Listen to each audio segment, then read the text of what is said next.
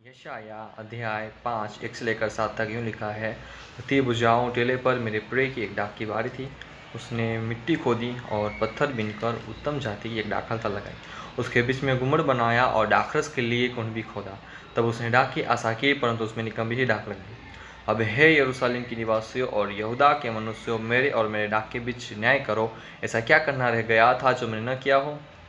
ये दाखलता का गीत है जो इजरायलियों को लिखा गया था, उनके कैरेक्टर, उनके स्वभाव को लेकर। आज वही स्वभाव, वही कैरेक्टर हमारे जीवन में कैसे काम कर रहा है, मैं आपको बताना चाहता हूँ। जब हम संसार में जी रहे थे, दुख दर्द वेदनाओं में, बीमारियों में कोई सहारा नहीं था, तब प्रभु यीशु मसीह हमारे जीवन में आते हैं और उसमें से हमें निकाल कर एक योग्य, एक लायक बनाते हैं। और हम हैं कि उसकी इच्छा, उसकी योजना को छोड़कर कुछ और करने में लगे। जो कई प्रचारक ऐसे हो चुके हैं, सत्य जीवन का प्रचार करने की जगह कुछ और ही प्रचार करने में लगे हैं। और कई विश्वासी ऐसे हो चुके हैं, प्रभु का सुसमाचार देने की जगह लोगों के सामने लोगों की बुराई करने में लगे हैं। हम भूल चुके हैं कि परमेश्वर ने हमें क्यों चुना और क्यों बुलाया। यूहन्ना 15:16 यूँ कहता है कि तुमने मुझे नहीं चुना, मैंने तुम्हें चुना है। तो परमेश्वर ने हमें क्यों चुना और क्यों बुलाया? परमेश्वर ने इसलिए चुना है ताकि हम उसके अनंत जीवन को पा सकें, हम उसके राज्य का सुसमाचार बांट सकें और उसकी स्तुति, उसकी आराधना कर सकें। आज वही स्तुति, आराधना चिल्लाहट बन चुकी है, क्योंकि वचन कहता है कि मैंने धर्म की आशा की, परंतु उसमें चिल्लाहट ही सुनाई पड़ी।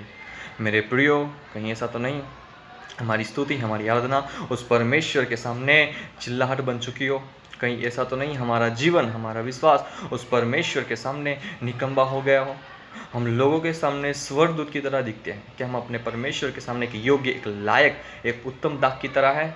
अगर हमें उत्तम दाख नहीं है तो यशाया 5:5 पूरा हो जाएगा।